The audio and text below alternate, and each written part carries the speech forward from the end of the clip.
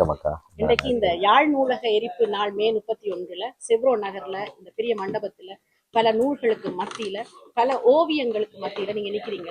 உங்களுடைய எண்ணப்பாடு எப்படி இருக்குது? இந்த ஓவியங்கள் நூல்கள் பற்றி உங்களுடைய மன ஓட்டம் எப்படி இருக்கு? முதலாவதா நான் நினைக்கிறேன், இந்த நிகழ்வை இந்த கால பொருத்தமான இந்த நாளில் ஏற்பாடு செய்த தமிழ் இளையோர் அமைப்புக்கு என்னுடைய வாழ்த்துக்களும் நன்றிகளும். இங்கே ஓவியங்கள், பழமையான பத்திரிகைகள்,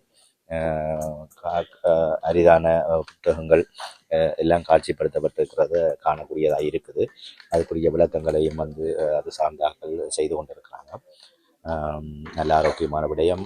இளையோர்களோட வருகை எப்படி இருந்ததோ எனக்கு தெரியல. நான் இப்போ தான் வந்தேன். நான் இதில் இந்த டிஜிட்டல் உலகத்தில் இளையோர்களை இதுக்கு உள்வாங்கணும். அவையில் இதில் பயன்பெறுநர்களாக அவையின் எண்ணிக்கை இதில் கூடுதலாக இருக்கணும்.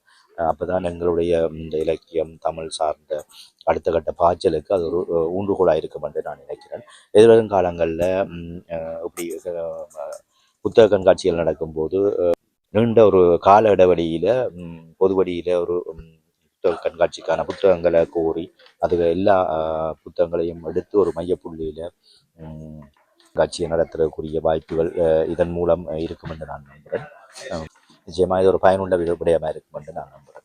இப்போ இன்றைக்கு 1981 என்ற நிலப்பாட்டில் உங்களுடைய மனநிலை அந்த நேரத்தில் எப்படி இருந்திருக்கு? நான் நினைக்கிறேன் உங்களுக்கு ஒரு 2 வயது தான் இருந்திருக்கும் அந்த நேரத்தில். ஆனால் அது சார்ந்த விடயங்கள் அடுத்தடுத்த ஆண்டுகள் பேசப்பட்டிருக்கும். அன்றைய நாள் எங்களுடைய ஈழத்துல எப்படியான ஒரு நாளாக எதிர்கொண்டார்கள் எங்களுடைய ஈழத்தவர்கள் என்று ஏதாவது எண்ணப்பாடு உங்களுக்கு இருக்குதா?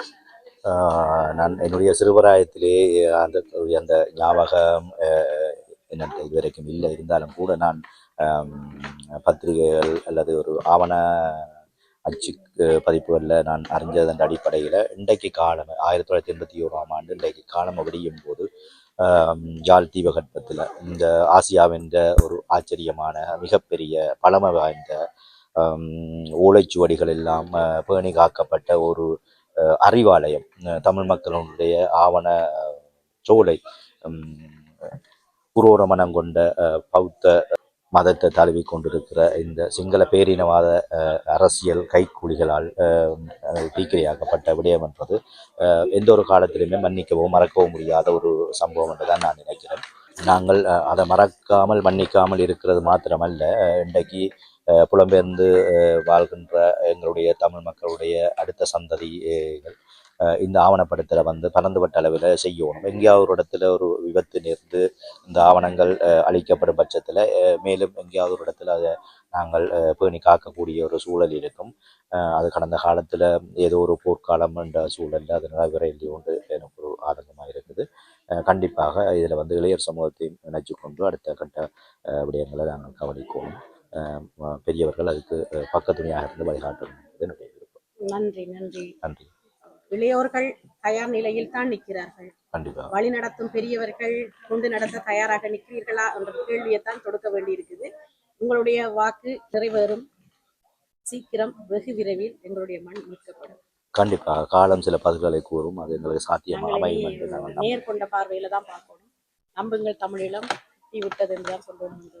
என்னுடையது கிட்டி விட்டது, கிட்டிடும் விட்டது. கண்டிப்பாக. ஏனென்று சொன்னால் அந்த மண் இல்லாட்டிலும் இன்றைக்கு உலகம் எல்லாம் எங்களுடைய சொந்த மண். நிச்சயமாக அந்த நூலகம் மாதிரி நாங்கள் பாரிஸ் நகர்லையும் ஒரு பெரிய நூலகம் இருக்கிறோம். கண்டிப்பாக. நன்றி சதீஷ். நன்றி.